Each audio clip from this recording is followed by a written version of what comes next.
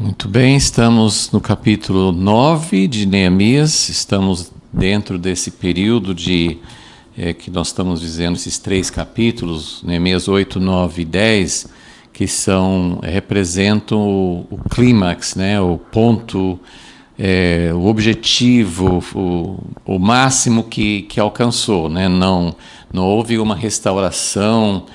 Nós vamos falar um pouco sobre restauração no sentido mais amplo hoje, mas não houve uma restauração para chegar àquele ápice de glória no tempo de Davi e Salomão, que era que todos, naquela época e até hoje, o povo judeu pensa muito em restaurar a glória, restaurar o estado original. Mas nesse período de retorno do cativeiro, que envolve os livros de Esdras e Neemias, tem o livro de Esther também, mas não trata da restauração dentro da terra prometida ou dentro do propósito de Deus para estabelecer seu reino.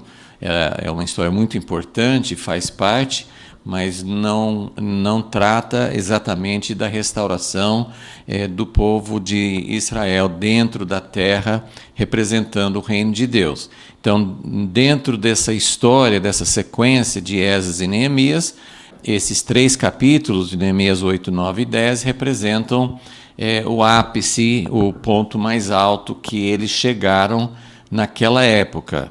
E agora nós estamos no meio, né, no capítulo 9.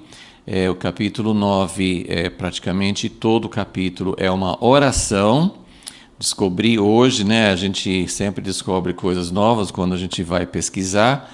Eu descobri hoje que essa oração, eu sempre tive a impressão que a oração do rei Salomão, quando ele dedicou o templo, eu achei que era a oração maior, a oração mais longa do Primeiro Testamento e, na verdade, da Bíblia toda, porque nenhuma oração no Novo Testamento ultrapassa esse tamanho, né, dessas duas orações, de Salomão e no livro de Neemias. Na verdade, nos nossos textos, nas nossas versões bíblicas, em Neemias 9, não identifica quem fez a oração, mas é quase certeza que foi Esdras. Não está no livro de Neemias, mas é quase certeza que a oração foi feita por Esdras. Mas a oração, essa oração é mais longa, é maior do que a oração do rei Salomão. Então, é uma oração importante, é uma fase importante. Essa oração não está aqui isolada, ela faz parte de uma sequência que nós vamos recapitular só para entender onde nós estamos no processo, mas queremos entender hoje um pouco mais sobre para onde vai esse processo de restauração. A gente começa a estudar mais detalhadamente, entrar nos pormenores da história bíblica, do que aconteceu naquela época. Em qualquer momento, assim, quando nós começamos a estudar muito detalhadamente, a gente pode perder a visão mais ampla. Mas o que está acontecendo? Para onde vai? De onde veio? Né? Então, nós vamos iniciar o capítulo 9, mas nós vamos procurar uma visão um pouco mais ampla do que é a restauração e como que essa oração e esse processo aqui dessa história desses três capítulos, como que isso contribui. Eu tenho falado já algumas vezes que esse aqui é o ponto mais alto da restauração. Esse aqui é para onde realmente ia toda a preparação desde o início do livro de Esdras, retorno do exílio, chegando aqui, fazendo a casa de Deus, restaurando os muros de Jerusalém, mas o objetivo da restauração está aqui nesses três capítulos. Então queremos entender um pouco mais o que é que Deus queria. Isso vai nos ajudar a saber o que Deus quer hoje também. Senhor, nós pedimos mais uma vez que o Senhor revele, que o Senhor mostre e que o Senhor torne essas verdades vivas para o nosso coração e não só individualmente, mas como aqui nesse momento da história, o Senhor fez algo tremendo no sentido de unir todo o povo no mesmo objetivo, no mesmo coração, ouvindo as Escrituras e buscando se arrepender, buscando renovar a aliança. Isso foi algo não individual, mas coletivo, e com certeza o Senhor deseja fazer isso nos dias de hoje. Pedimos que essas verdades não só sejam claras e que nós possamos nos alegrar em ver o que o Senhor fez, mas que nós possamos entender o que o Senhor deseja fazer na nossa geração nos dias de hoje. Pedimos e cremos na Tua resposta, em nome de Jesus. Amém. Então, esse aqui já falamos, acho que em 2 aulas, só vou lembrar mais uma vez. Esse aqui é a sequência dos 3 capítulos, Neemias 8, 9 e 10, em que houve leitura da palavra, todos, toda a congregação, mulheres, crianças, todos que tinham condições de entender, fizeram uma leitura longa de várias horas, lendo as Escrituras. Isso produziu choro, convicção, eles sentiram que eles estavam muito distantes do que Deus queria, do que Deus tinha proposto, do que Deus tinha chamado o seu povo para ser, mas diante disso a liderança falou que não era o momento de se entristecer, não que fosse uma reação errada. Realmente essa reação de choro, de sentir distante, foi uma reação maravilhosa, é o que deve acontecer. Mas naquele momento eles tinham que mais ou menos guardar aquele sentimento, que para mim é uma coisa fantástica, porque ter choro, sentir emoção, muitas vezes é uma coisa passageira.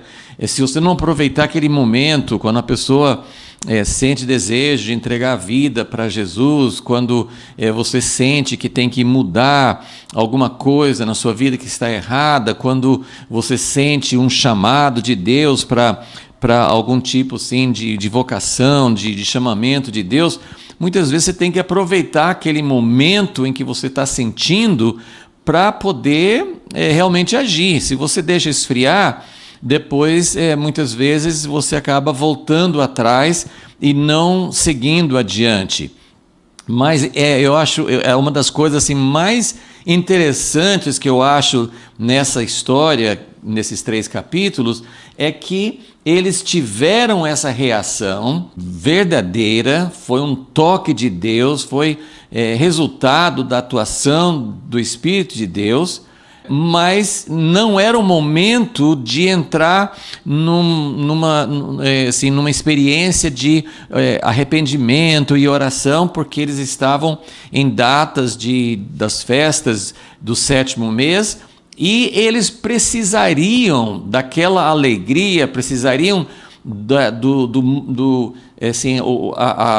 a tristeza leva a gente a agir, mas a alegria também é importante, porque é uma alegria de querer fazer o que Deus deseja. Assim, não é só tristeza, não é só obrigação, não é só eu estou mal, eu estou muito longe, eu estou errado, mas é uma alegria porque as festas, depois da reação de tristeza, então eles entenderam, continuaram buscando no dia seguinte e entenderam que deviam celebrar a festa dos tabernáculos, celebraram a festa com muita alegria.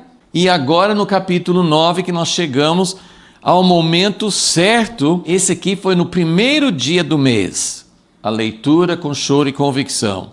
A Assembleia Solene, capítulo 9 de Neemias, foi no dia 24. Passaram mais de 3 semanas e eles tiveram ainda o mesmo sentimento. Essa celebração que eles fizeram, uma semana celebrando a festa dos tabernáculos, fazendo cabanas, com alegria, lembrando do que Deus fez, lembrando de quem Deus é.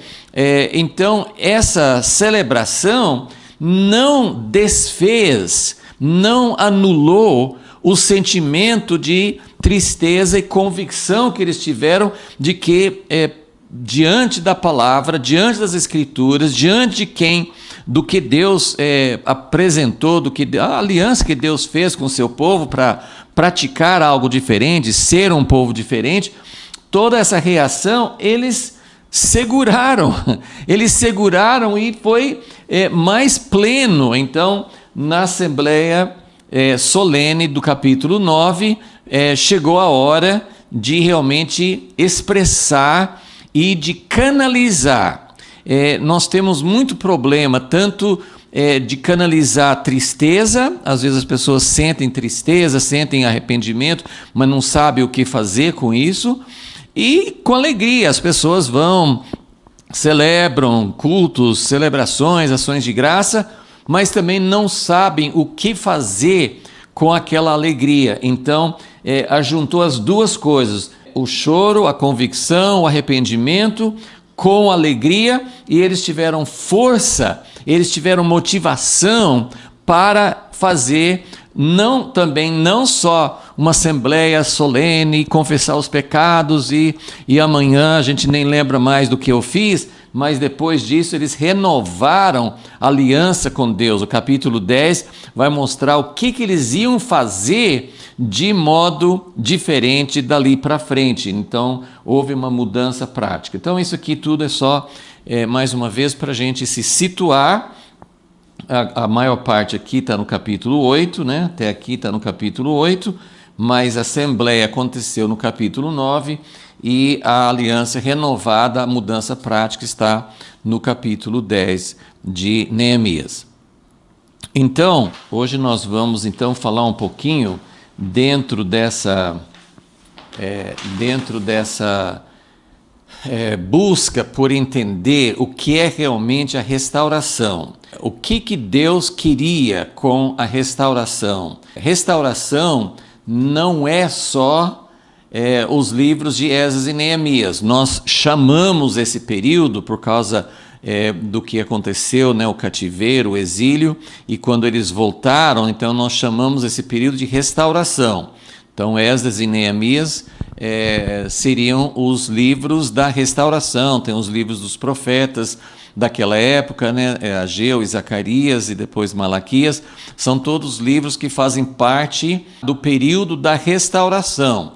Mas nós queremos olhar um pouco para a restauração de uma forma mais ampla. Nós queremos entender, mas antes eu vou ler os primeiros versículos. Hoje nós não vamos estudar em profundidade, nós não vamos começar a examinar essa oração de Neemias 9, mas nós vamos falar sobre o que é restauração, e depois nós vamos colocar uma pequena comparação entre as 4 orações do período de restauração. Essa oração de Neemias 9 é a última das 4 orações que nós temos registradas nas Escrituras. Mas vamos só ler os primeiros 2 versículos de Neemias 9, ou até os primeiros 3 versículos, né, de Neemias 9, lembrando então que eles celebraram a festa dos tabernáculos com alegria e terminaram essa celebração no dia 22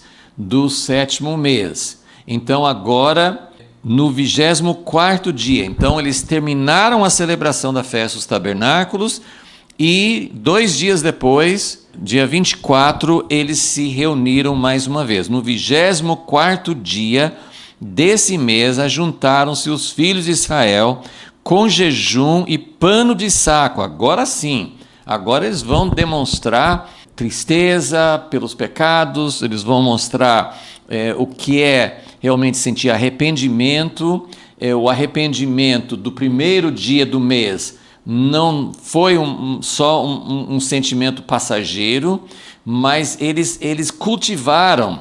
E olha como tudo foi baseado na leitura da palavra, leitura e explicação, que foi o motivo porque Esdras veio, né? Ele voltou da Babilônia para Jerusalém, justamente para contribuir. A gente não sabe até que ponto que ele entendia em que momento estava a restauração lá. Ele só sentia que ele precisava, ele era uma pessoa que tinha dedicado sua vida ao estudo da palavra, e não um estudo teórico, mas um estudo prático, porque ele estudava a palavra, ele praticava a palavra e ele ensinava a palavra. Porque muitas vezes o estudo da palavra hoje se torna um estudo teórico. As pessoas na escola dominical ou algum tipo de curso na igreja, pessoas no seminário, os judeus têm aqueles institutos ou sistemas de estudo que chamam de yeshiva, estudam, e nem sempre aquele estudo se traduz ou se expressa na prática. Esdras era uma pessoa que estudava, ele não cansava de estudar, ele provavelmente ele copiava, ele provavelmente organizou os escritos que eles tinham, na forma pelo menos bem parecido com o que nós temos hoje. Então ele era uma pessoa dedicada à palavra, mas ele fazia isso na Babilônia, e ele voltou para... ele foi o segundo grupo que retornou para Israel, mas quando ele chegou lá, em Jerusalém, ele encontrou as pessoas em casamentos mistos, tudo misturado, assim, não era uma questão étnica em si, não era porque o judeu não podia ter casamento com alguém que não fosse da mesma raça, mas era por causa da fidelidade a Deus, porque o casamento misto tinha implicações de não continuar servindo a Deus, de não ser fiel à aliança com Deus. Então, quando Esdras encontrou aquela situação, que está em Esdras 9, ele ficou realmente muito abalado, ficou atônito, ficou sem palavras, e fez uma oração, que nós vamos mencionar daqui a pouco na comparação, mas ele, o que parece, né, que aconteceu, é que ele não conseguiu, naquele momento, trazer para o povo o seu ministério de restauração. Houve uma reação boa, as pessoas se separaram dos casamentos mistos, mas não houve o que aconteceu aqui. Depois de Neemias, e olha como isso mostra, porque a diferença de tempo era apenas de 12, 13 anos, entre a volta de Esdras e a volta de Neemias para reconstruir os muros. Então foi um período, bastante tempo, né? 12, 13 anos, mais de uma década, mas não foi um período tão longo. E Esdras estava ali provavelmente assim, esperando. Ele não tinha os dons, ele não tinha o que era necessário para implantar, para trazer realmente, para liberar o seu dom, a sua contribuição.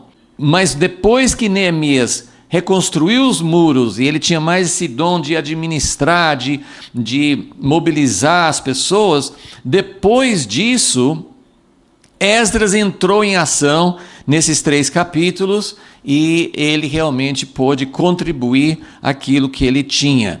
Mas então, isso que está acontecendo aqui, né? Então, no 24º dia, ajuntaram-se os filhos de Israel com jejum, pano de saco, e traziam terra sobre si. Mais uma vez, eu penso que isso é uma obra muito especial de Deus, porque depois de 24 dias, eles ainda estavam sob o impacto da leitura das Escrituras. E outra coisa, houve leitura das Escrituras no primeiro dia do 7º mês, aquela primeira assembleia. No segundo dia, eles voltaram a estudar, a investigar, e depois eles celebraram a festa dos tabernáculos, do dia 15 ao dia 22, e no último versículo do capítulo 8, Neemias 8, 18, dia após dia, isso na festa dos tabernáculos, dia após dia, do primeiro ao último dia, Esdras leu na lei de Deus, celebraram a festa por 7 dias, no 8º dia, segundo o prescrito, houve uma assembleia solene. Então, a leitura da palavra continuava, e vai continuar nesse dia da assembleia, que capítulo 9, né, versículo 2, os da linhagem de Israel apartaram-se de todos os estrangeiros.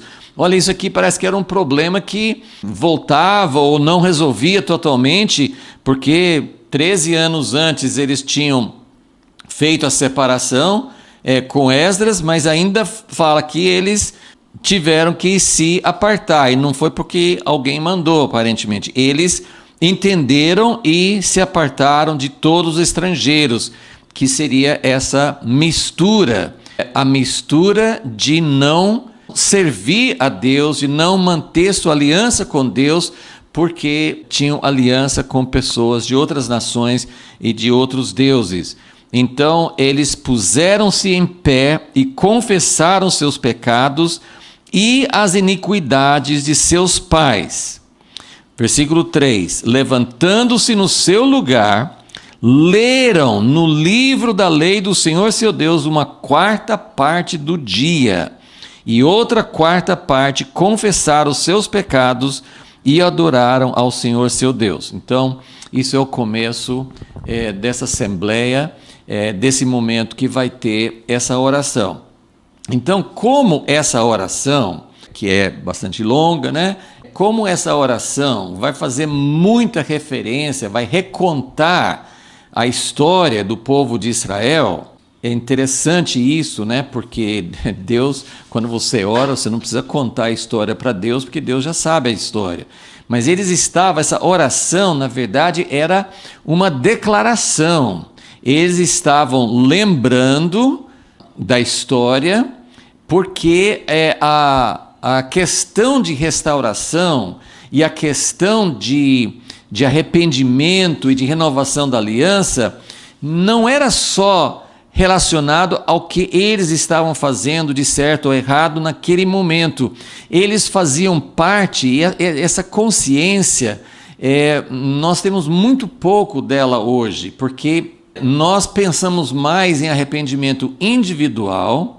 Nossas orações são mais ou individuais, ou por minha família, ou por minha congregação, mas nós não temos muito a consciência de que nós fazemos parte de um povo de Deus que está por toda a terra. Então nós fazemos parte de uma nação, de um povo que está em aliança com Deus. Nós somos uma parte, e não adianta eu pensar, eu não sou responsável pelos pecados da igreja A ou B ou C, eu não sou responsável. Quanta coisa que a gente escuta hoje, escândalos de hoje, escândalos do passado, erros históricos, e geralmente nós não nos sentimos muito identificados, ou muito culpados, ou muita necessidade de dizer: Deus, tenha misericórdia de nós, eu faço parte. O Senhor não vai tratar comigo porque eu não sou cúmplice, não fiz parte de tal e tal erro coletivo, e Deus vai tratar comigo individualmente. Eu vou ser fiel a Deus e vou chegar a algum lugar, né? Naquele tempo eles tinham esse objetivo de ser um povo na terra de Israel. Muitas vezes nós temos transferido isso para ir embora para o céu, mas é muito individual. E eles tinham a consciência de que todos eles juntos, né, o grande exemplo de Daniel, que era uma pessoa fiel, totalmente fiel, íntegra, mas ele falou assim: nós pecamos, mas não somente nós pecamos, mas nossos pais pecaram. Então a oração era uma identificação com todo o povo junto e com as gerações anteriores. Então eles tinham essa consciência coletiva que hoje nos falta muito. Então quando eles oraram aqui, eles falaram da história, porque a história é importante. A história, nós estamos buscando o favor de Deus para continuar caminhando para o alvo de Deus, e E eu individualmente, ou mesmo um grupo que está perto de mim, eu não posso chegar na herança de Deus sozinho. Ou com um grupo pequeno, eu faço parte de uma coletividade, eu faço parte de um povo. E esse povo hoje é muito complexo. Não é uma coisa assim de uma denominação, de uma corrente, de um segmento.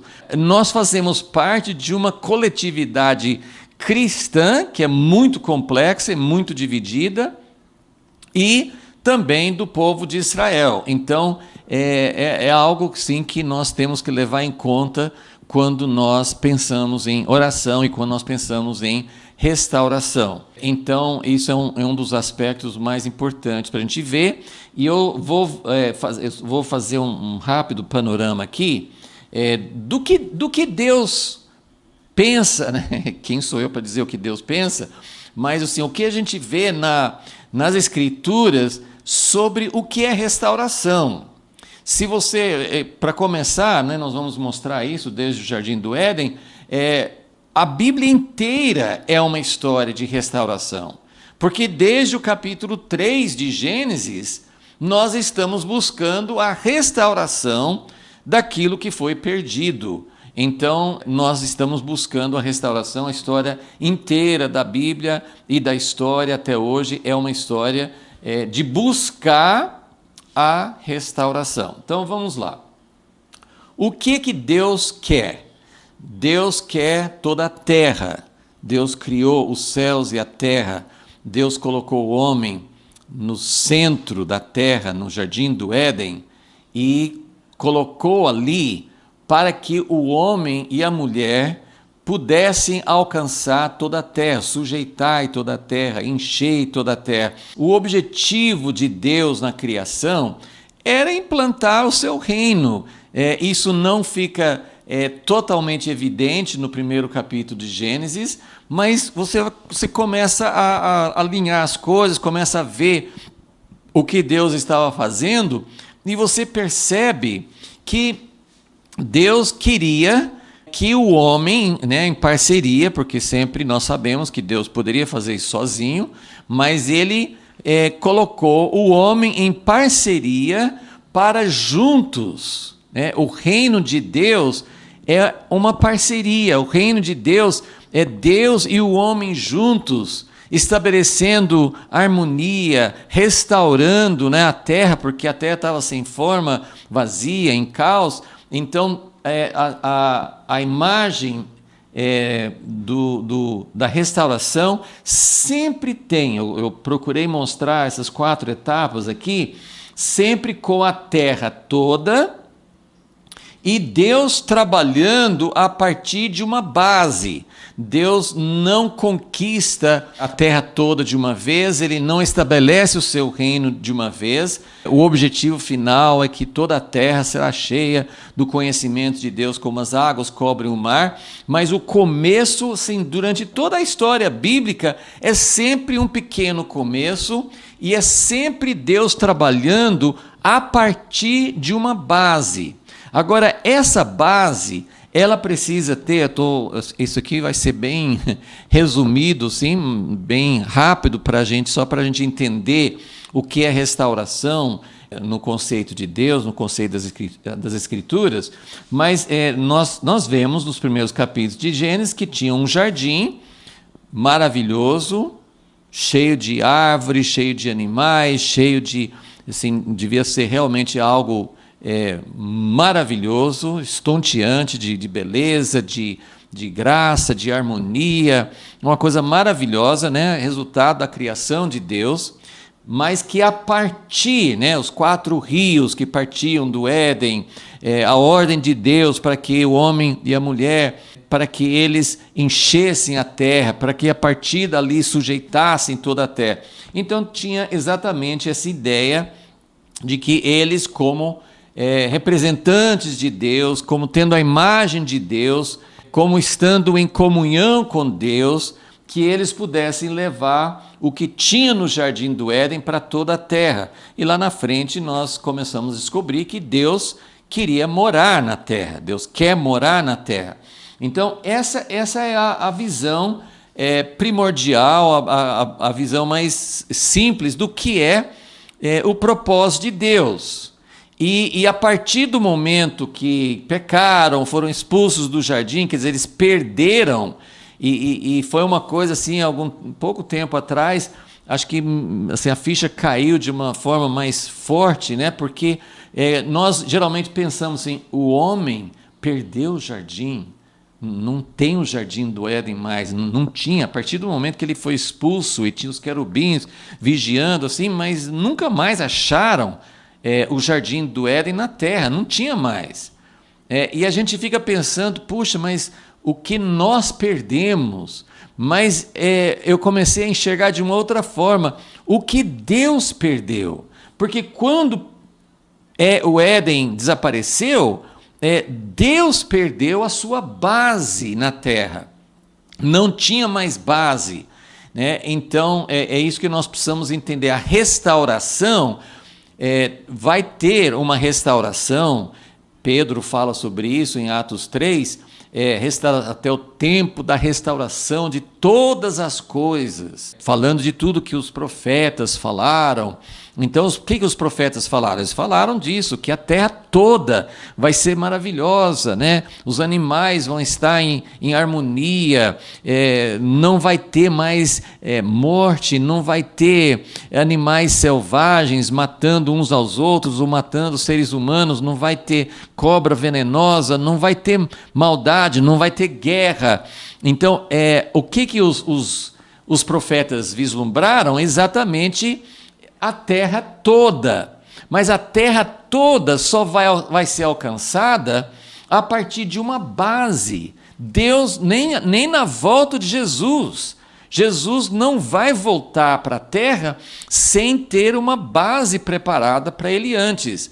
Então, é sempre essa ideia de que a restauração que visa a terra toda, que visa a humanidade toda, que visa a criação toda, que visa o universo todo, a restauração começa com uma pequena base na terra, onde Deus pode se estabelecer, onde Deus pode começar a trabalhar e a partir dali alcançar o restante. Então, eu resumi dessa forma, talvez falte algum elemento, ou poderia ser expressado de outra forma, mas eu coloco da seguinte forma, porque desde então, depois do Éden, quando Deus perdeu a sua base na terra, então Deus está trabalhando para trazer de volta a base.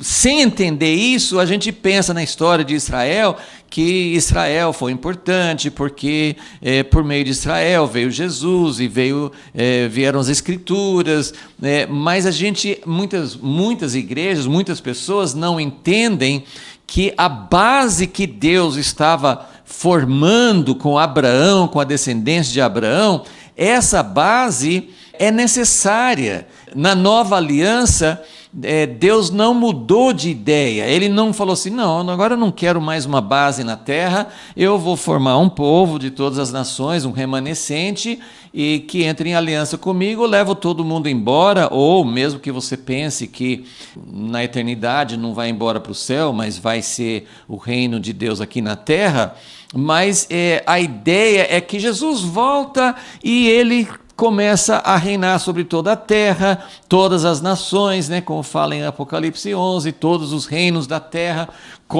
se tornam reinos de Jesus, ele conquista tudo de uma vez e acabou. Mas a Bíblia fala muito sobre onde Deus vai morar, a partir de onde ele vai morar, em qual trono Jesus vai reinar, qual é a base de Jesus para poder voltar para a terra, e descobrimos que realmente Deus ainda tem um propósito para Israel, e Deus realmente ainda tem a necessidade, a estratégia dele, né, tem uma necessidade de ter uma base na terra.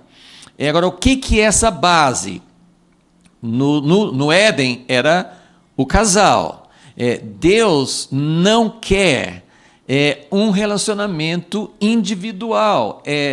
No início era a partir de Adão e Eva, Mas, na verdade, Deus, né, ele começou com Abraão, Isaac e Jacó, mas Deus não se deu por satisfeito porque ele achou Abraão e porque depois teve Isaac, depois teve Jacó. O propósito de Deus que ele falou com Abraão era se multiplicar, se tornar uma nação, se tornar... Abraão seria o pai de muitas nações. A descendência dele abençoaria todas as famílias da terra. Então nós temos aqui algo essencial que Deus quer um povo, Deus quer um relacionamento coletivo, que até hoje nós não descobrimos muito como isso funciona. Nós temos igrejas, temos comunidades, congregações, mas ainda muito imperfeita essa relação de Deus com o homem. Ele quer uma coisa coletiva, ele quer um povo, ele quer uma contribuição, ele quer se manifestar através de uma coletividade. Então, é necessário ter um povo, mas não só um povo, mas precisa da terra. É um grande tema, principalmente no Primeiro Testamento, mas, como eu disse, volta a aparecer na escatologia, no estudo do fim dos tempos, porque Jesus não vai voltar para um lugar qualquer, ele não vai levar todo mundo embora e a gente vai morar em alguma mansão lá no céu. Ele vai voltar para a cidade que ele escolheu, para a terra que ele escolheu. Então precisa da terra, porque se Deus quer a terra, e se Deus quer todos os reinos da terra, ele precisa ter uma base, ele precisa ter uma nação, ele precisa ter um lugar para servir de base, de manifestação. Deus não quer algo, ele já tem esse lugar celestial, esse lugar invisível com anjos, ele já tem isso, mas ele deseja, o projeto dele é ter algo que possa ser visto, algo que possa se manifestar. Então ele precisa de uma terra. Mas só o povo na terra, se você estudar, lembrar da história do povo de Israel, só o povo, mesmo na terra, assim, o povo espalhado na diáspora, o povo no cativeiro, eles existem. O povo já esteve no Egito, na escravidão, o povo já esteve na Babilônia e na Síria, e o povo judeu, né, passou 2000 anos na diáspora, e a igreja é um povo espalhado por todas as nações, mas isso não forma a base que Deus precisa para tomar toda a terra e estabelecer seu reino aqui. Povo só não. Terra é necessário, mas o povo na terra precisa estar em aliança com ele, né? Deus fez aliança no Monte Sinai, e nada pode acontecer sem aliança. Por que o povo foi para o cativeiro? Eles eram povo e estavam na terra antes do cativeiro, no tempo de Isaías, no tempo de Jeremias. Eles estavam na terra, mas eles foram para o cativeiro porque eles perderam a aliança. E, claro, Deus vai ter uma base na terra com o reino, com uma nação, com o povo que não está em aliança com ele, é impossível. Então, é essa aliança que é o ponto fundamental. E aqui que nós estamos agora em Neemias 8, 9 e 10. Porque aqui eles voltaram do exílio. No exílio, o povo continuou. Deus não perdeu o seu povo no exílio. Daniel e tantos outros, Esdras veio de uma linhagem de pessoas no cativeiro, o livro de Esther, Mordecai, Esther e todo aquele povo. Ele tinha um povo espalhado e teve durante séculos e séculos. Mas o povo voltou para a terra. Mas quando Esdras voltou da Babilônia, ele encontrou um povo que não estava em aliança com ele. Estavam fazendo outras alianças, estavam comprometendo sua aliança com Deus. Então, esses capítulos, por que eu estou dizendo que Neemias 8, 9 e 10 representam o ápice, o alvo, aquilo que Deus queria fazer nessa época, porque justamente a restauração era levar o povo de volta para a terra. Eles tinham voltado para a terra, tinham reconstruído o templo, tinham restaurado a cidade de Jerusalém, mas eles não estavam em aliança plena com Deus. Então, esses capítulos são leitura da palavra. O que é a palavra? A palavra é o conteúdo da aliança. A palavra, as escrituras nos mostram o que Deus é, como Ele é e como que Ele quer se relacionar conosco. Então, nós temos toda essa realidade de Deus se revelar pela palavra. Quando nós, até hoje, lemos a Bíblia como uma porção de regras, ou como que a gente pode ir para o céu, ou aspectos assim individuais que são válidos, mas quando nós não entendemos que as Escrituras são a carta de Deus, são a expressão de Deus, de como Ele quer viver em aliança conosco. Esse é o propósito, e por isso que esses 3 capítulos representam o ápice, o alvo, o ponto mais alto da restauração.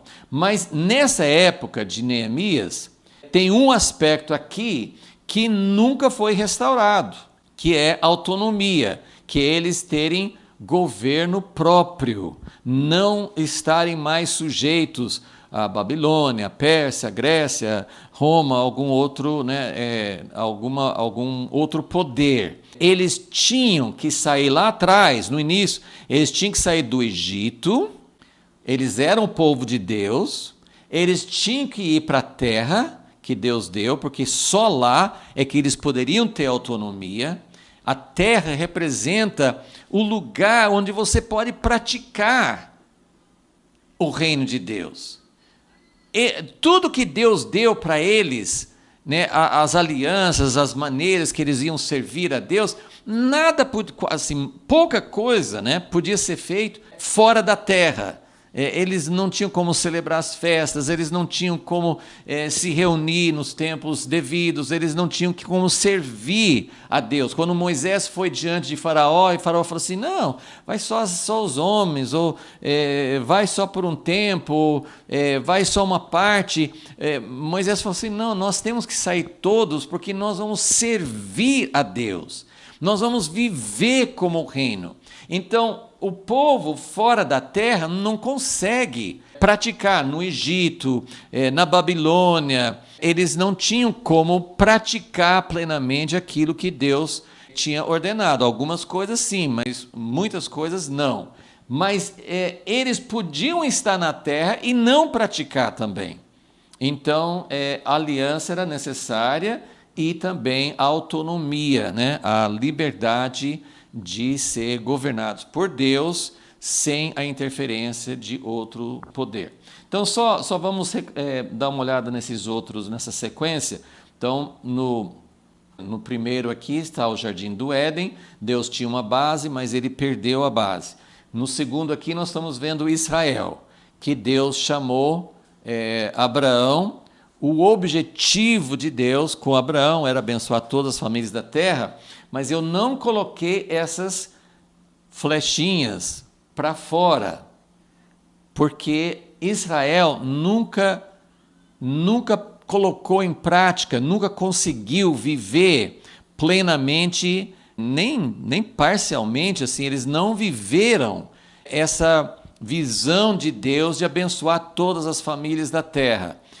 Talvez em uma pequena medida no tempo de Salomão, que vieram pessoas de outras nações, como a rainha de Sabá, pessoas vinham para conhecer a sabedoria, para ver como eles viviam e praticavam, uma pequena medida, mas de maneira geral, Israel era uma base para Deus na terra, era uma base, principalmente com Davi, quando ele vislumbrou a casa de Deus e Salomão edificou.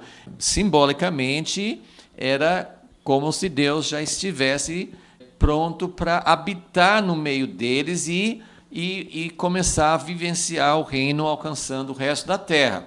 Mas isso nunca aconteceu.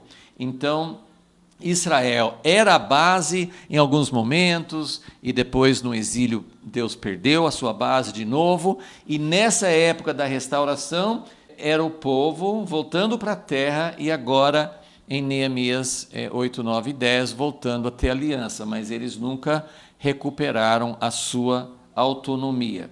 E aqui só para a gente ver assim o que vai acontecer depois da época de Esdras e Neemias. Depois dessa época que eles tinham voltado para a terra, mas nunca recuperaram a autonomia, Jesus veio a primeira vez, e depois, no ano 70, Jerusalém foi destruída e houve uma dispersão. Era o tempo da nova aliança, tempo dos gentios. Deus trouxe os gentios para dentro do seu povo, e é a época da igreja. Mas em todo esse período, depois que Jesus morreu, depois que Jerusalém foi destruída, Deus não teve mais uma base. A igreja tentou colocar uma base em Roma, ou em Constantinopla. Outras igrejas têm suas sedes no centro, né, da Reforma, que foi na Alemanha, na Suíça, depois também na Inglaterra, em outros países, mas nunca teve assim essa base na terra, esse lugar geográfico, essa formação, porque Deus estava trabalhando agora realmente em desenvolver sua aliança. É bem complexo, só estou dando assim uma ideia meio geral, para mostrar que nós estamos chegando perto da época em que vai haver uma restauração, porque Israel não consegue formar a base para Deus na terra sem a igreja. Nós já temos Israel na sua terra.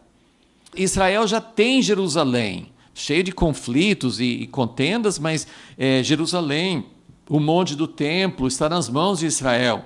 Mas eles não conseguem formar a base para Deus, porque o povo está na terra, mas o povo de Israel, eles estão na terra, estão no lugar, e eles agora, diferentemente do tempo de Neemias, agora eles têm autonomia, eles são um Estado independente, só que eles não houve ainda um retorno para a aliança. O povo de Israel, de maneira geral, não voltou, nem pensando em judaísmo, né? Uma grande parte, a maior parte do povo de Israel hoje não vive realmente muito ligado assim à aliança de Moisés. É um grupo relativamente pequeno. Então, eles não... Mas a coisa principal é que eles não restabeleceram a aliança por meio do Messias. Então, hoje Israel, essa figura aqui, é o que vai acontecer para a volta de Jesus. Nós não sabemos exatamente em que medida, que ponto ou sequência de eventos, mas Israel não consegue formar essa base sem a igreja. E a igreja, muito menos. A igreja não tem essa conexão com a terra, não tem a promessa de Deus de ocupar essa terra.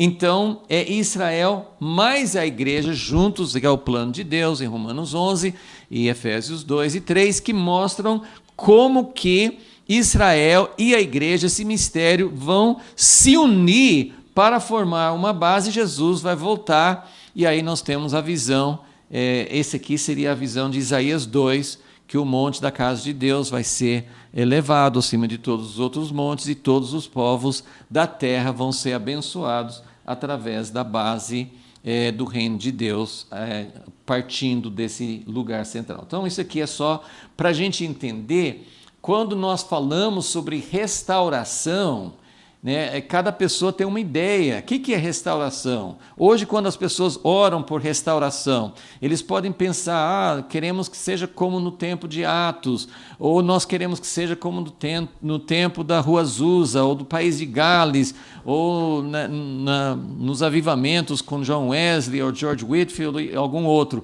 Então, quando nós falamos em restauração, cada um tem uma ideia, mas restauração é isso aqui. Porque restauração, cumprir o plano de Deus, é conquistar a terra para Deus. E Deus só vai conquistar a terra quando ele estabelecer uma base. Então, isso aqui é um pequeno resumo e uma pequena visão daquilo que precisa acontecer para que haja restauração no nosso tempo também. Mas no tempo de Esdras e Neemias, o que estava acontecendo? Eles tinham um povo, voltou da Babilônia, eles estavam na terra, não tinham plena ocupação da terra, mas estavam na terra, mas agora eles estão renovando, eles estão numa fase de renovação da aliança, e esse processo de renovar a aliança é muito importante, e nós vamos examinar isso mais. Então, agora nós vamos falar um pouquinho sobre as 4 orações, que eu acho que antes de começar a estudar a oração de Neemias 9, é importante, que é a última das 4 orações, e nós queremos entender a importância dessas orações para a gente entender a importância da oração e a característica especial da oração de Neemias 9. Então, aqui são 4 orações, só uma é de um capítulo diferente, né? A gente costuma lembrar das 3 orações que são modelo para nós, quando nós oramos em favor de Deus ter favor para seu povo, de Deus restaurar seu povo. Então, nós pensamos Daniel 9, Esdras 9 e Neemias 9. Fica fácil de guardar, que são 3 orações importantes nessa época, todas nessa época da restauração. Daniel 9 foi a primeira, ainda estava no tempo do cativeiro, mas ele orou. Lembramos que ele descobriu, ele não estava lembrando desse fato, ele estudando a palavra, outra vez, como é importante as escrituras, como é importante estudar, como é importante não só ler de uma forma devocional, ou ler de uma forma que a gente possa saber assim, qual a nossa doutrina. É importante ler as escrituras para entender o plano de Deus, para entender o que Deus está querendo, para ser um amigo de Deus. Meu pai enfatizava muito isso, o plano de Deus para comunhão, o plano de Deus para ser um amigo de Deus. Então, quando nós vemos Daniel lá na Babilônia, ele estava estudando, ele estava não só querendo lembrar, só fazendo uma rotina diária de devoções, mas ele queria saber o que vem agora, o que deve acontecer na Babilônia, o que poderia acontecer, qual a esperança. E aí ele viu que o cativeiro teria uma duração de 70 anos. Então, ele orou e pediu, nessa oração, era para ter o fim do cativeiro, né? 70 anos seria o final do cativeiro, e o início foi o que deu início à restauração, porque o primeiro passo da restauração, né, já que assim Deus ainda tinha um povo, né, o povo foi para a Babilônia, e aí nós temos aquela história cheia de interrogações, porque as 10 tribos que foram para o cativeiro antes com a Síria, pelo menos uma grande parte, assim, ninguém sabe, tem aquela frase assim que são as 10 tribos perdidas. Mas Deus não se esqueceu das 10 tribos. Paulo fala das 12 tribos no tempo da nova aliança. Deus não se esqueceu das 12 tribos. Para Deus, essas pessoas não são perdidas, mas num certo aspecto, parece que muita gente, e isso aconteceu sempre ao longo dos séculos, uma parte, né, do povo judeu se assimilou, quer dizer, perdeu sua identidade, se tornou misturado, como acontece sempre, né? O cruzamento de raças, de povos, tem todo tipo de mistura que você pode imaginar. Deus está interessado na característica de cada nação, de cada raça. Na eternidade fala assim dos povos de todas as línguas, povos, nações, todos os povos vão estar ali. Então tem essa diversidade que não se perde, mas Deus não é que ele tem um desejo de manter a pureza étnica. O povo de Israel não manteve essa pureza total, mas no tempo do cativeiro e depois no tempo da diáspora, o povo houve um remanescente, houve um grupo que manteve sua identidade. Então, no tempo de Daniel, quando ele fez essa oração, tinha o povo. O povo não tinha desaparecido. Se tivesse desaparecido, Deus teria que começar de novo, chamar um outro Abraão. Não, ele tinha o povo. Deus não perdeu o seu povo. Assim como a igreja já se misturou, já assimilou outras doutrinas, sincretismo, um monte de coisa, mas Deus manteve seu povo, e é por causa do Espírito Santo, por causa da presença de Deus, mas Deus usou sempre com o povo de Israel e com a igreja, Deus sempre usou as Escrituras.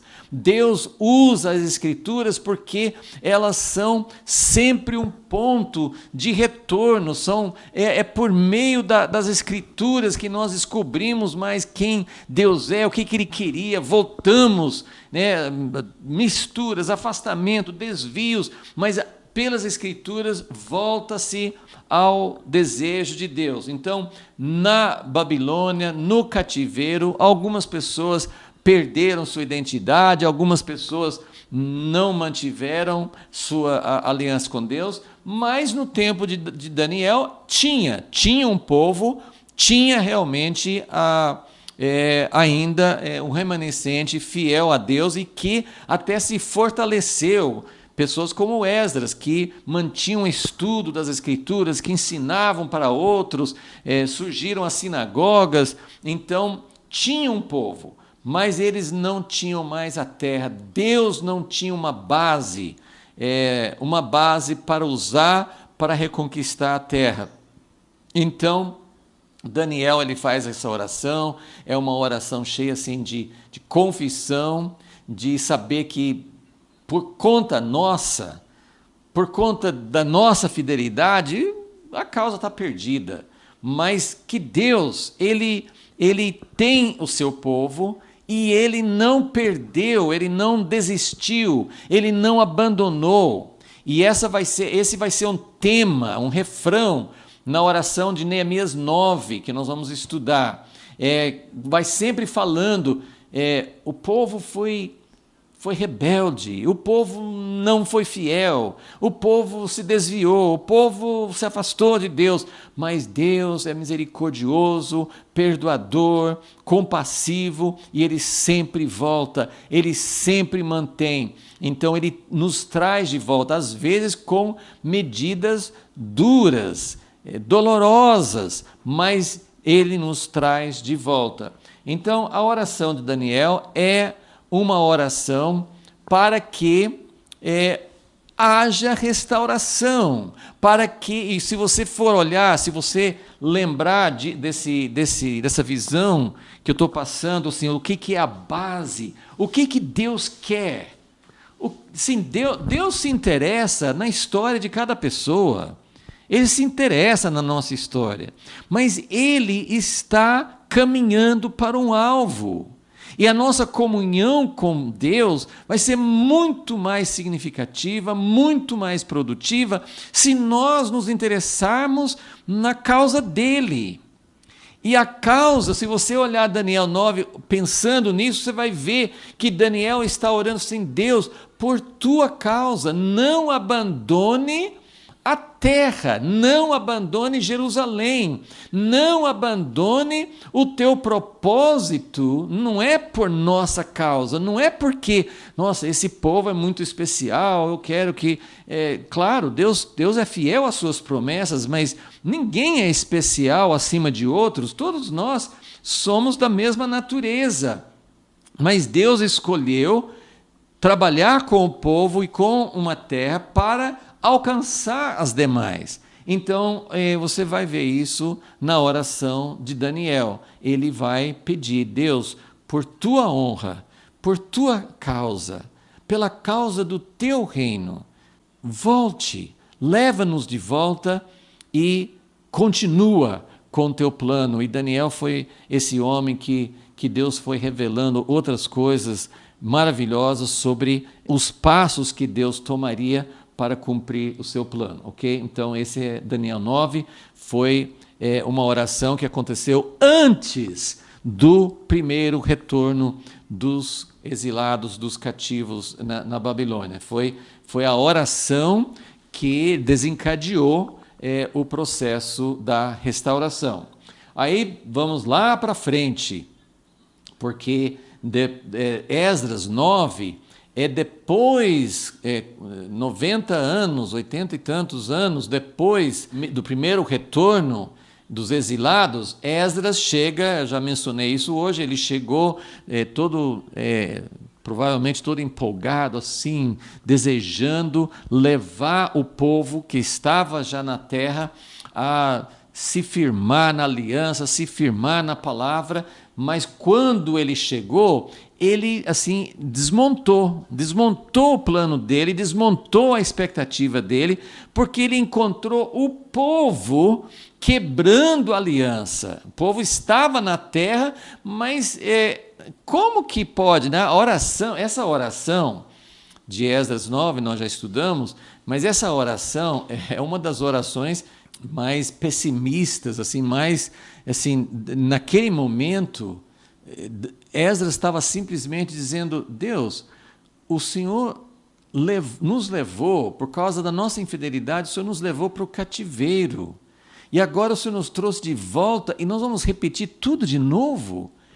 Assim, é quase assim, a oração dele mostra assim, uma ideia assim: eu acho que não tem mais recurso, porque o Senhor já usou a medida mais drástica possível de nos mandar fora da terra, de perder toda a tua base aqui na terra. O Senhor nos enviou para o cativeiro, nós voltamos pela tua misericórdia, pelo teu perdão, e estamos repetindo tudo de novo, estamos nos misturando com outros povos, estamos sendo infiéis. Então é uma oração, uma crise muito séria por causa dos casamentos, e Esdras, na oração, ele está colocando em dúvida: será que vai ter restauração? Será que vai continuar o processo de restauração? Então, mas nós sabemos pelo relato que nós enfatizamos isso, né, quando estudamos esse capítulo, que Esdras não deu uma bronca, não ficou falando ficou pregando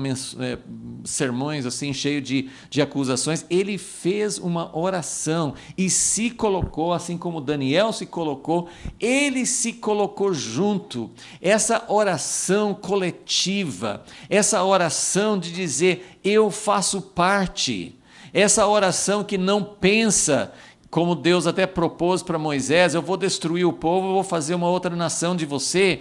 Porque na história da igreja, principalmente, é quase sempre essa ideia: Deus não está mais com a igreja católica, vamos começar com a igreja reformada. Deus não está mais com a reformada, vamos começar uma outra com John Wesley, com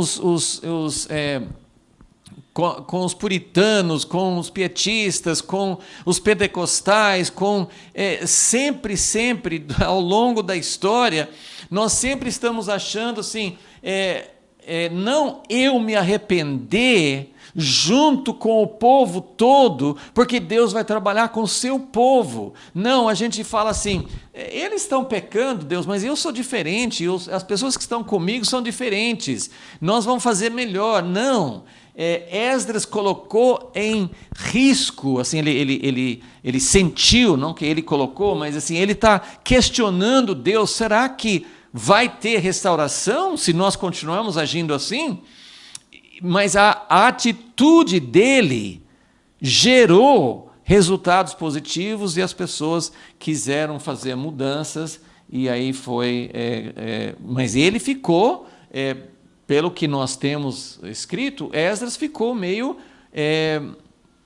paralisado, né? Ele ficou ali assim, ele tinha vindo com um propósito e ele foi muito importante nessa oração, nesse momento, mas ele só entrou em ação, ele só contribuiu o que ele tinha para dar aqui em Esdras 8 e 9, quando realmente a função e o ministério de Neemias, junto com ele, liberou para Esdras poder agir. Então, a terceira oração é Neemias 1, quando Neemias, ali no palácio do rei, ele recebe a notícia de que estão lá na terra, mas não tem a cidade de Jerusalém, está tudo em ruínas. Se eles entendiam para onde Deus queria caminhar com a restauração, nós não sabemos. Nós hoje temos uma visão mais completa por causa da nossa posição histórica, mas Neemias entendeu que era necessário ter uma nova etapa da restauração. Então, a oração de Neemias, que também confessa pecados, né? Quando nós entendemos que precisa ter restauração, a primeira coisa que nós entendemos é: por que precisa ter restauração? Porque nós nos desviamos dos propósitos de Deus. Precisa ter restauração porque nós estamos fora, porque nós abandonamos, porque Deus não pôde continuar conosco. Então, todas as orações partem da base de arrependimento, de confissão. E não é só confissão individual, e não é só confissão do povo contemporâneo, é confissão das gerações, é confissão porque nós fazemos parte, nós não somos uma nova geração desconectada com as gerações anteriores, nós somos uma geração que faz parte. Como Jesus falou, vocês são filhos daqueles que mataram os profetas, então vocês fazem parte da mesma sequência, da mesma natureza, da mesma inclinação. Então, Neemias ele se coloca nessa posição também. Então, Jerusalém precisa ser restaurada, é uma nova etapa da restauração. E aí nós chegamos a Neemias 9, e eu queria colocar essas 4 orações, porque essa oração de Neemias 9, ela é diferente. Nós vamos estudar, nós vamos fazer várias análises dessa oração, mas eu queria, antes de começar, para a gente, porque como é uma oração longa, nós vamos gastar um pouquinho de tempo para falar sobre a oração, sobre as diferentes partes dela e tudo, mas eu queria, antes de começar, que nós víssemos o que é restauração, para onde Deus está caminhando. Nesse momento da história, Deus não estava caminhando para a autonomia, não era um momento para ter uma restauração plena, tipo voltar para o tempo de Davi e Salomão, não era um momento para isso. Jesus teria que vir primeiro e tantas coisas que aconteceram depois, mas ao mesmo tempo, Deus sempre ele tem em vista, Deus sempre está trabalhando nesse sentido de restaurar as condições, mesmo nesse tempo, deixa eu voltar aqui um pouquinho, mesmo nesse tempo que nós estamos agora, esse aqui é onde nós estamos, nesse terceiro círculo aqui, né? Nós estamos na época de dispersão, apesar que já está no fim, porque os judeus muitos já voltaram para Israel, mas é o tempo da nova aliança, ainda é o tempo da igreja, muitas coisas estão sendo preparadas já para essa união de Israel e igreja, mas nós estamos numa época em que Deus não tem uma base na terra, né? Mesmo tendo o povo judeu em Israel, e eles controlando Jerusalém, Deus ainda não tem uma base na terra, porque não tem essas condições. E essa condição aqui de povo, terra, aliança, né, como mostrei, assim, Israel já tem autonomia, mas não tem aliança. E a aliança que Deus está trabalhando há 2000 anos é a nova aliança. Ele está trabalhando para colocar essas escrituras dentro do coração, mas nós ainda estamos muito distantes disso. Dá até assim...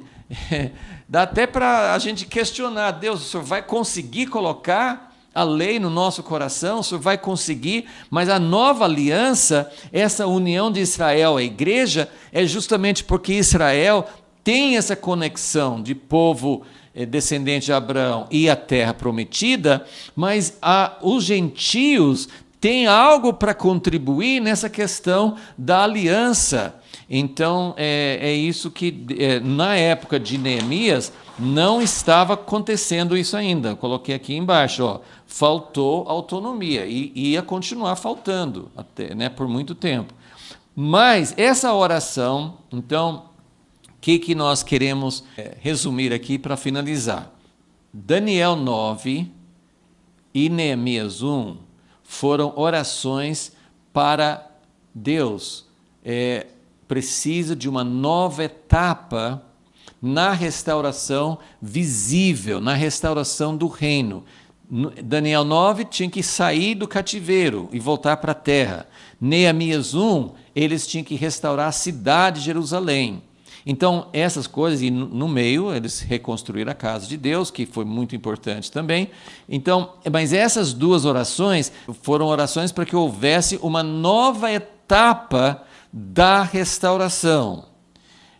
Neemias 9 é uma nova etapa, mas não uma etapa visível. E Esdras 9 foi porque eles estavam em crise, se eles iam manter a aliança com Deus ou não, se eles iam perder para sempre. Então, Daniel 9 e Neemias 1, eles estão olhando para a restauração, estão olhando para a base de Deus na terra, mas mais para esses aspectos mais visíveis. Esdras 9 está diante da falta de uma aliança interior, e Neemias 9 está entrando, né? Eles não iam mesmo nessa época, eles não iam conseguir ter uma plena restauração interior, porque isso depende da nova aliança. Mas naquilo que estava sinalizando, Esdras 9 estava assim naquele desespero, naquela crise, será que o povo vai realmente manter a aliança com Deus? E Neemias 9, essa oração, ela não foi produzida, esse é o ponto importante, e eu espero que você consiga captar, nós vamos repetir isso com certeza na próxima aula, mas Neemias 9 não foi instigada, assim, não foi causada nem por uma necessidade de voltar para a terra ou de restaurar os muros, né? Teria o aspecto da autonomia, mas eles não estavam olhando para isso e Deus não ia fazer isso, estava faltando isso no sentido exterior. E ele fala sobre isso na oração, ele fala, nós somos escravos, ele estava dizendo, nós não temos autonomia. Mas não era esse o objetivo principal, e não foi causada, essa oração não foi incentivada por causa de ter encontrado, eles estavam misturados, fala que eles se separaram dos estrangeiros, mas a oração de Neemias 9 aconteceu porque o povo foi ouvir a palavra. Então, não foi por causa de um aspecto exterior de restauração, que precisava acontecer uma nova etapa. Era uma nova etapa, mas era essa questão da aliança com Deus. E não foi por causa de ter descoberto um monte de gente com casamentos mistos. Tinha gente que se separou, mas não, evidentemente não era assim, nós estamos em grande pecado, nós estamos numa situação de crise. Não, eles se ajuntaram, eles tinham terminado a reconstrução dos muros, eles estavam numa fase boa, mas eles foram ouvir a palavra, e a palavra revelou para eles a necessidade de ter realmente um concerto muito mais profundo, muito mais amplo com Deus, renovar a sua aliança. Então, isso aqui é uma oração coletiva. As outras orações, Daniel estava sozinho no cativeiro, ele não fez essa oração junto com os outros exilados. Neemias também, ele estava sozinho no palácio. Esdras, no capítulo 9, ele estava junto com as pessoas, mas ele estava, naquele momento, ele estava sozinho, era mais ele que estava sentindo essa necessidade. Neemias, de todas as orações, Neemias 9 é a oração mais coletiva, porque houve uma preparação, eles fizeram aquela leitura por horas juntos, todo o povo sentiu, estava chorando. Na verdade, né, como já mencionei, no capítulo 9 de Neemias, não fala Esdras fez a oração.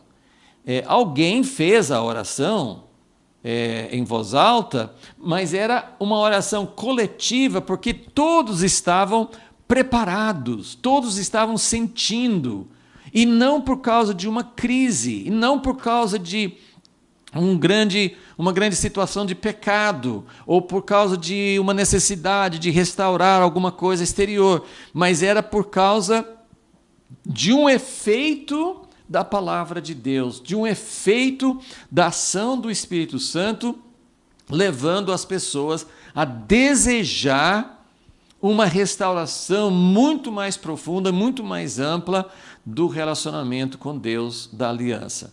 Então, com isso, se Deus permitir, na próxima aula vamos falar sobre a oração em si. Mas eu achei que seria muito importante pensarmos sobre para onde Deus quer levar a restauração e essa oração como sendo de todas as orações. Eu acredito, sim, de todas as orações no Primeiro Testamento, era a oração mais coletiva, era a oração assim que representava mais assim realmente a voz de todo o povo. Eles estavam sentindo isso, não era apenas Esdras dando um exemplo ou Daniel, Neemias orando sozinhos, mas era realmente uma oração que representava uma voz coletiva, que é maravilhoso pensar em como Deus vai fazer isso nos nossos dias, nesses próximos tempos. Senhor, pedimos a Ti que nós também sejamos preparados, que nós também possamos ser tocados profundamente por Tua palavra, que nós também possamos entender melhor o que é restauração e que nós possamos cooperar e desejar que o Senhor tenha uma base aqui na terra, que o Senhor possa voltar e que o Senhor possa estabelecer o Teu reino, porque isso é uma visão muito mais ampla e muito mais importante do que geralmente nós temos, e nós queremos nos interessar, queremos fazer parte como parceiros, como amigos, como pessoas que anseiam pelas mesmas coisas que o Senhor anseia. Esse é o nosso desejo, nosso pedido nessa hora, em nome de Jesus. Amém.